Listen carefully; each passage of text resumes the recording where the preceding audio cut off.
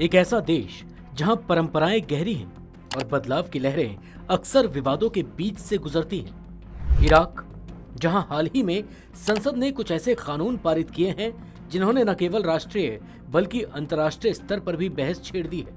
इन कानूनों ने महिलाओं के अधिकारों से लेकर समाज के बुनियादी ढांचे तक पर सवाल खड़े कर दिए हैं। दरअसल इराक की संसद ने 21 जनवरी को 3 नए कानून पारित किए जो देश के भविष्य को गहराई से प्रभावित कर सकते हैं। इन कानूनों में से एक ऐसा है जो मौलवियों को लड़कियों की शादी की उम्र तय करने का अधिकार देता है। 1959 में बनाए गए इराकी कानून ने लड़कियों की शादी की उम्र 18 वर्ष तय की थी।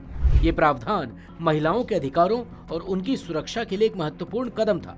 लेकिन अब नए कानून ने मौलवियों को इस्लामी कानून की व्याख्या के आधार पर यह तय करने का अधिकार दे दिया है कि शादी के लिए सही उम्र क्या होनी चाहिए। यानी अब मौलवी बताएंगे कि 9 साल की बच्ची से शादी की जा सकती है या नहीं, क्योंकि इस पर यहां पहले भी बवाल हो चुका है। शिया धार्मिक नेताओं का कहना है कि यह बदलाव इस्लामी सिद्धांतों के अनुरूप है। उनका दावा है कि ये कदम पश्चिमी सभ्यता के प्रभाव को रोकने और इस्लामी मूल्यों की रक्षा के लिए उठाया गया है। लेकिन दूसरी तरफ मानवाधिकार और महिला संगठन इस कानून को लेकर बेहद चिंतित हैं। उनका तर्क साफ है, ये कानून महिलाओं की स्वतंत्रता और सुरक्षा पर सीधा हमला है। ऐसे में सवाल उठ रहे हैं कि क्या ये कानून महिलाओं को एक बार फिर घरों में कैद कर देगा?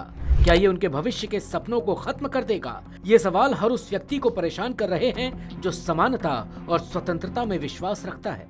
और सिर्फ इतना ही नहीं, इराक की संसद ने एक विवादास्पद सामान्य माफी कानून पारित किया है जो भ्रष्टाचार और गबन के आरोपियों को रिहा करने का रास्ता साफ करता है। इसके अलावा भूमि विवाद से जुड़े एक अन्य कानून का उद्देश्य कुर्द इलाकों पर दावे को मजबूत करना है। ये कानून न केवल सामाजिक ताने बाने को चुनौती देते हैं बल्कि राजनीतिक अस्थिरता को भी बढ़ावा देते हैं। इन कानूनों को पास करने की प्रक्रिया पर भी सवाल उठ रहे हैं। निर्दलीय सांसद नूर नफी अली ने इस प्रक्रिया को लोकतंत्र का मजाक बताया। उनका कहना है कि इन कानूनों को सही तरीके से वोटिंग के बिना ही पारित कर दिया गया।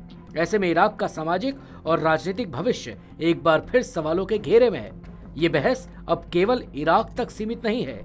दुनिया भर के मानवाधिकार संगठन और कार्यकर्ता इस पर अपनी नजरें गड़ाए हुए हैं।